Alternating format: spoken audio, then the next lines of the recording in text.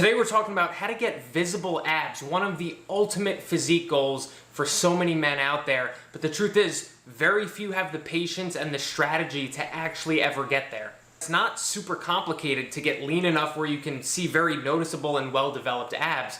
That being said, just because it's not complicated doesn't mean it's easy, right? It does take a lot of very serious effort, and if it was easy, we'd all be walking around with a six-pack all year round, right? So today I'm going to give you the 4 most important steps and in the proper order to help you build more noticeable abs. Just to save you some time, what I'm not going to be telling you about in this video is to go buy certain supplements that are super special, or detoxes or cleanses, or any quick fix solution that's going to help you get a six-pack really quickly, because unfortunately that's not how it's done. So if you're watching this right now looking for a quick fix, unfortunately this video isn't going to be for you. The 4 steps I'm going to share with you today are strategies and recommendations that I've used myself to build some pretty solid abs for the last several years, and also I've used them with my clients to do the same. So let's get into it, and if you end up enjoying the video, go ahead and subscribe to my channel because I make new videos just like this every single week. Step number 1 is to reduce your body fat percentage. Now this is the most important step. It's not as easy as just doing sit-ups or training abs every day, but without doing this, without getting lean enough to see your abs, you will not get visible abs. So I really encourage you to listen to this whole step number 1 and implement it, so don't skip around, even if it seems hard or even if you find some resistance coming up for you with this step. So if you don't have visible abs right now, it's because you have excess body fat around your stomach area and the muscles aren't showing through, right? You may have them underneath there, but they're not showing through. So we need to reduce your body fat percentage until you're lean enough where you can see them coming through. So to successfully lose body fat and complete this first step, you're going to have to be eating in a calorie deficit, which you may know what that is already if you've seen some of my videos. But basically what I recommend is eating in a deficit of about 500 calories, meaning you're eating 500 calories below your maintenance calories. And this is generally going to equate to losing about 1 pound of actual body fat per week. Now, how long it might take for you to get lean enough where you can actually see your abs and they're visible is totally dependent on your starting point and where you're at right now. For example, if you're 300 pounds and like 40% body fat, it might take you 2 or 3 or 4 years to continue reducing body fat and getting lean enough to the point where your abs show through and you've got, visible abs there. But if you're at 15 or 20% body fat right now as your starting point, you may very well be able to get lean enough and see your abs in just a few months. So that is step number 1 and the most important step. If you have questions about this or how many calories you should be eating or how to execute this, please send me an email or comment down below and I'm happy to help. Step number 2 is 90-10 consistency. So what this means is you're being consistent with your nutrition plan 90% of the time, and that other 10% of the time, it's okay to be off track. One of the most common things I see, specifically in men, is they want to be perfect. They want to be 100% on track, and when they're unable to do that or they have one bad thing to eat, they say screw it, and they just let the whole weekend go to waste and they binge for Friday, Saturday, and Sunday instead of just getting back on track the next day. But with being 90% consistent, that allows for a little bit of leeway where that other 10%, it's okay to be off track and you don't have to get discouraged. And by the way, being 90% consistent with your nutrition would yield insane progress, like life-changing results. But most people are not consistent 90% of the time. They're lucky if they're consistent even 50% of the time, at least here in the US, because so many people are trying to follow methods that are not sustainable. They're quick fix methods like keto, no-carb diets, juice cleanses, detoxes, all these different things that there's no way they're going to be able to stick to. Now let me explain what 90% consistency with your nutrition truly looks like, okay? Let's say that you're aiming for 2,000 calories per day, for example. That's the number you're aiming for. I would consider a successful day to be within 100 calories up or down of those 2,000. So if you eat 1,900, that's a successful day of eating. If you eat 2,100, that's still a successful day. You're close enough. So in a 30-day month, being 90% consistent with your nutrition would be being within 100 calories of your 2,000 calorie target 27 out of 30 days. So there's 3 days in the month that maybe you go over your calories and you don't hit your target. So really, that's almost 1 day per week, right?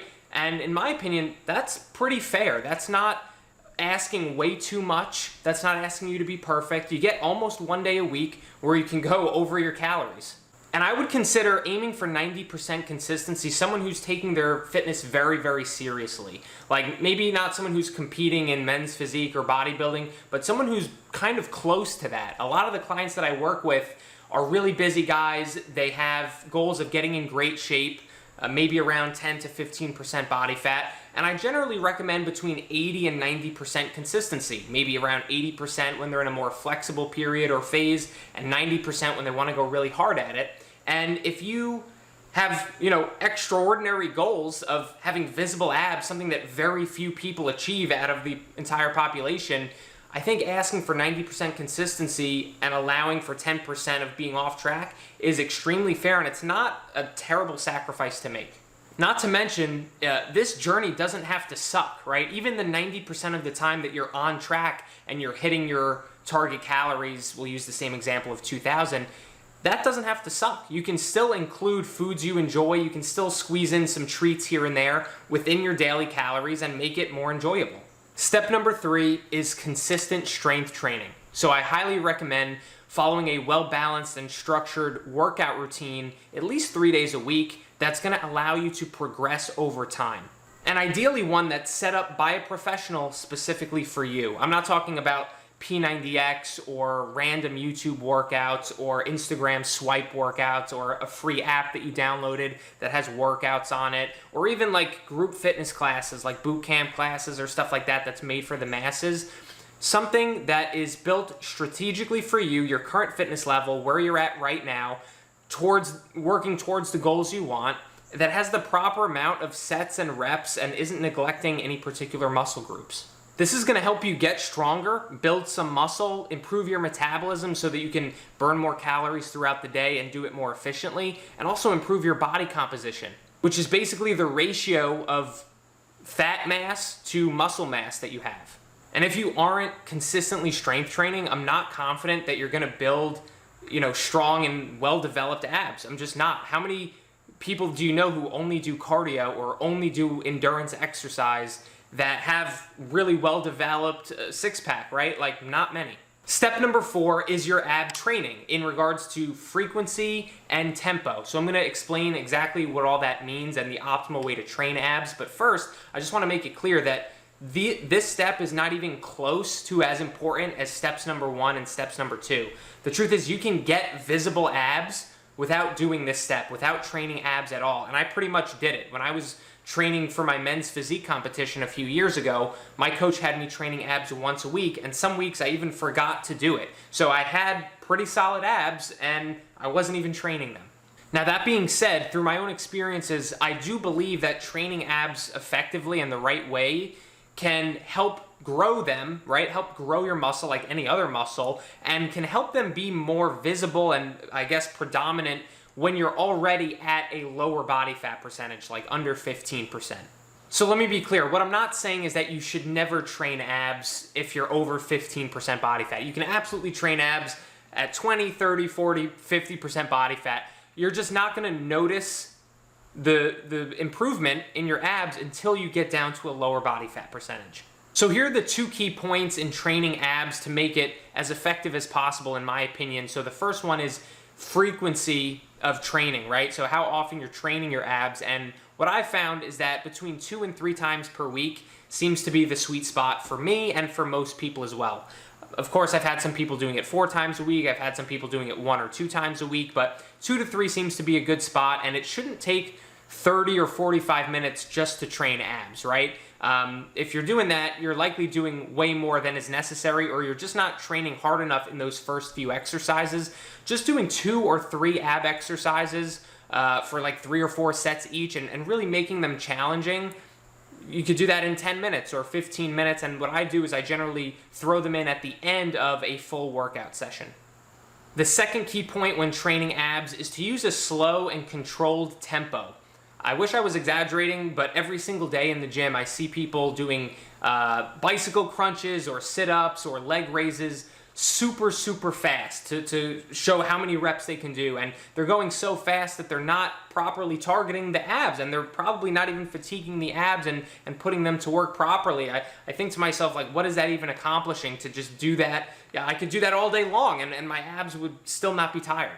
So slow down. Each and every rep that you're doing, really mentally focus on contracting your abs, which is going to allow for more time under tension. So even if you do the same 30 reps than you did when you were doing them super fast, your abs are literally going to be working more than if you do them fast. And guess what? If you slow down the tempo of your reps, it's going to feel a lot harder, right? It's going to be a little bit of a hit to the ego that maybe you can't do the same amount of reps, but it's going to help you see better results and really target the proper muscles. There you have it, man. Those are my 4 steps to build more visible abs. I really hope you enjoyed the video, and if you did, make sure you're subscribed to my channel, and also give the video a thumbs up if you did like it, because it actually does help the video get out to more people. Also, I've got some resources for you. Some are free down in the description of this video that you can check out, maybe help you along your way on your journey, and I will see you on the next video.